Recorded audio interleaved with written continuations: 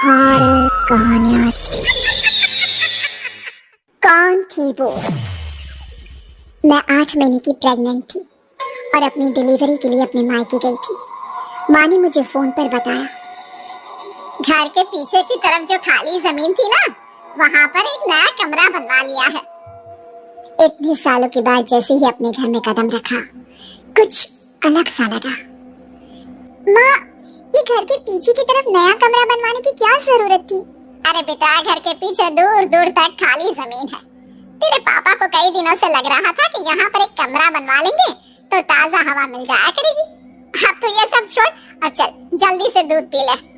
माँ, मैं थोड़ी देर में पी लूंगी, आप सो जाओ। मैंने दूध का गिलास उठाकर उस खिड़की में रख दिया। पता नहीं कब आंख लगी, अचानक से खिड़की के पल्लों के खड़कने की तेज आवाज आई। दूध का गिलास धड़ाम से जमीन पर आ गिरा। जमीन पर गिरते ही दूध का रंग लाल हो चुका था। मैंने खिड़की से झांक कर बाहर देखा। चारों तरफ धूप अंधेरा था। उस अंधेरे की तरफ से कुछ आवाजें आ रही थी, जैसे छोटे बच्चे आपस में खिलखिलाकर मस्ती कर रहे हो।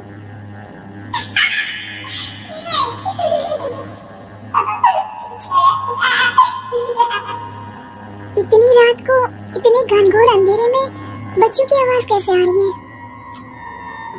घड़ी में वक्त देखा तो ठीक 12 बजे थे। देखकर मैं सन्न रह गई। बुरी आत्मा और भूतों की कई कहानियां मैं सुन चुकी थी। वक्त भी कुछ ऐसा ही था। ऊपर से मैं प्रेग्नेंट।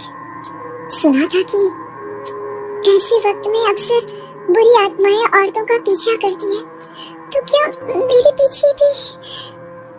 पसीने से तरबतर बड़ी मुश्किल से, जैसे कांपते हाथों से मैंने उस खिड़की को बंद किया। जल्दी से जल्दी उस कमरे से बाहर निकलकर माँ के पास जाने के बारे में सोचा, लेकिन जैसे ही दरवाजे की तरफ पलटी, लगा कोई साया हवा की स्पीड से दरवाजे के सामने से गुजर गया। मेरे गले में अटक कर रह गई। मैं जोर से चीख कर माँ को बुलाना चाहती थी, लेकिन वो आवाज खुद मेरे कानों तक नहीं पहुँच पा रही थी। तो माँ तक कैसे पहुँचती? खिड़की के पल्ले एक बार फिर तेज हवा के झटके से धड़ाम करके गिरे और पूरी ताकत से मैं चीख पड़ी। जानती थी मेरी चीख की आवाज सुनकर कुछ ही सेकंड में माँ वहां पहुंच जाएगी, लेकिन ऐसा कुछ हुआ ही नहीं। मेरा कलेजा डर के मारे फटा जा रहा था। आखिर माँ ने मेरी आवाज क्यों नहीं सुनी? इतनी गहरी नींद में तो माँ कभी नहीं सोती। ठीक पीछे खुली हुई वो खिड़की। मुझ में इतनी ताकत नहीं बची थी कि मैं पलटकर उस तरफ देख भी सकूं। हवा का एक सनसनाता हुआ झोंका उसी वक्त मेरे कानों से आकर टकराया। लगा जैसे किसी ने दबी हुई आवाज में धीरे से मुझसे कहा, चली जाओ यहाँ से। मैंने दोनों हाथ अपने कानों पर रख लिए और एक बार फिर ताकत लगाकर जोर से चीखने की कोशिश की।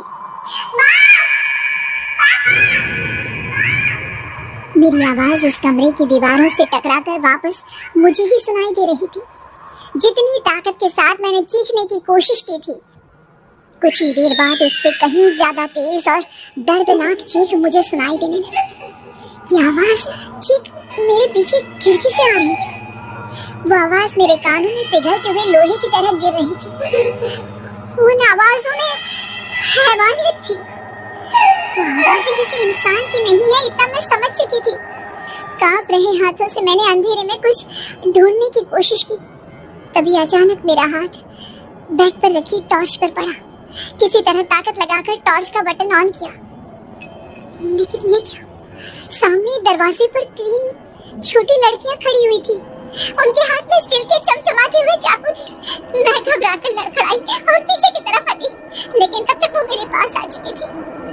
उनकी गर्दन टेढ़ी थी और उनके हाथों के वो चाकू मेरे पेट को निशाना बनाने को तैयार।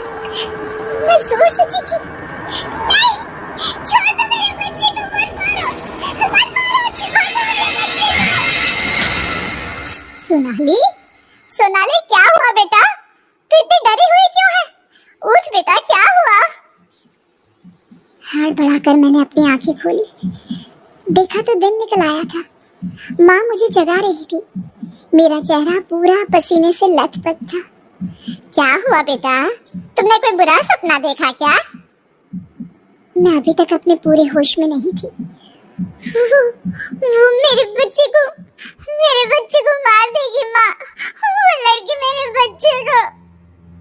मैंने घबराकर अपने पेट को छुआ। सब कुछ ठीक था। और वो दूध जो रात को यहाँ पर गिर गया था, उसका रंग लाल हो गया था। माँ ने हंसते हुए दूध का गिलास मुझे दिखाया।